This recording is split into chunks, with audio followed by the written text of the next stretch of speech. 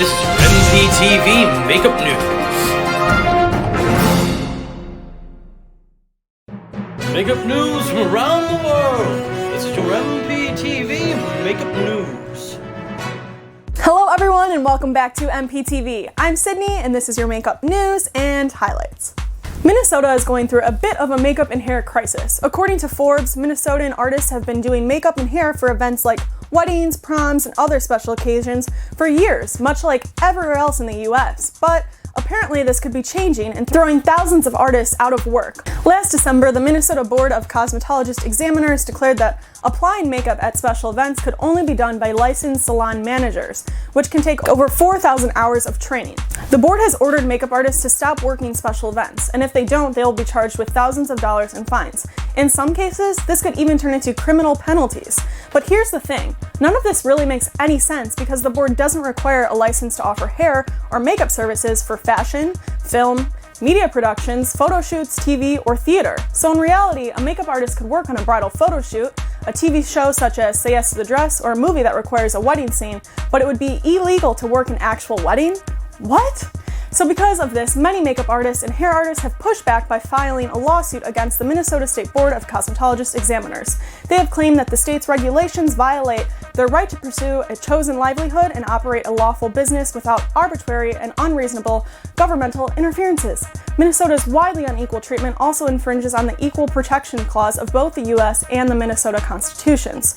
This would mean before makeup artists can legally work a wedding, they would need to acquire at least 3,300 hours of classes and experience.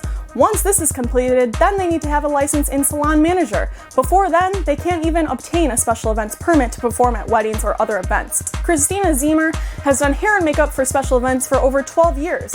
With weddings being her specialty, they make up 90% of her income.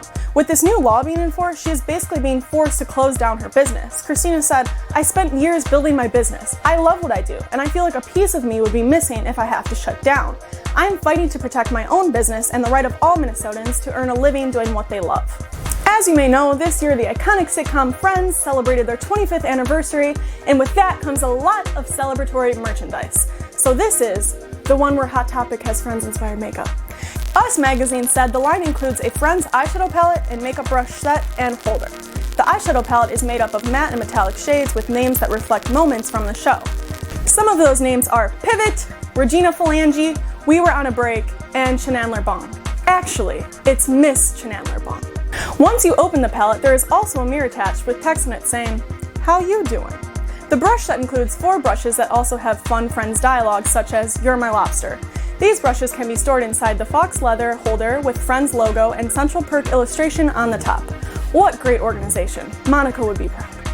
According to Dallas Observer, the Dark Hour is a haunted house located in Texas that sets a very high bar for its frightening attractions with makeup designs that are striking and supremely scary. We are getting a look at what it's like to be a makeup artist in the haunted house business.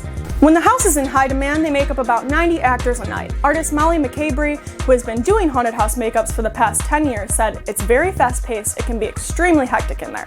They start planning out looks for the Dark Hour at the beginning of the year when show director Alan Hops designs all of the characters. Then they decide what prosthetic items they'll wear along with the color palettes that should be used. Some of the characters require intricate prosthetics while others are more simple. But all of the pieces are made out of foam latex to reduce weight and allow the actors to perform to the best of their ability. They break down the application process in sections so different artists handle different parts of the makeup to ensure that everything is being used effectively and efficiently. McCabery said, "We have quite a few characters that require prosthetics, so our makeup room is made up in stations. So if you have prosthetics, you go to that station first, have them applied, and then you wait for your paint time." McCabery works specifically on airbrushing the actors. She said, "I have malfunctions with my equipment on the regular basis. The airbrush will clog up constantly. It's part of the business. You just switch out the gun." In the end, it's all about creating the best makeups to produce the biggest scares. Dove Cameron, former Disney star, is releasing a music video for her newest single, So Good. According to Allure, the video shows Cameron rotating on a platform for the duration of the song, and she's covered in different types of plants as if she's blooming happiness itself. To create these mystical looks, Cameron hired Cupid's Vault, a 20-year-old makeup artist who is based in New York City and began teaching himself just a few years ago. She reached out to Cupid through Instagram DMs and asked him to let his creativity flow and bring forward his own vision for the music video's makeup.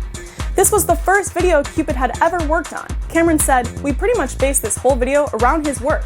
Cupid explained, "Flowers will wilt within an hour or so. The makeup really represents time and how easily things can change. That good feeling might not last. It's just about being in the moment." The video showcases 4 different looks, and each look in the video builds off of one another, covering Cameron up with more and more flowers, mosses, leaves as the song progresses. After the successful video, the duo plans to collaborate more and experiment with some of his grittier looks to push Cameron's Disney image out the door. Check out this video and watch the makeup progression flourish throughout. On Tuesday, November 5th, Joe Rogan released an episode on the Joe Rogan Experience podcast featuring guest Rick Baker, the special effects makeup legend. The two discussed horror films and Rick's marvelous career in the industry. Be sure to give it a listen. Thank you all for tuning into MPTV's segment of Makeup News and Highlights. I'm Sydney, and until next time, respect the craft.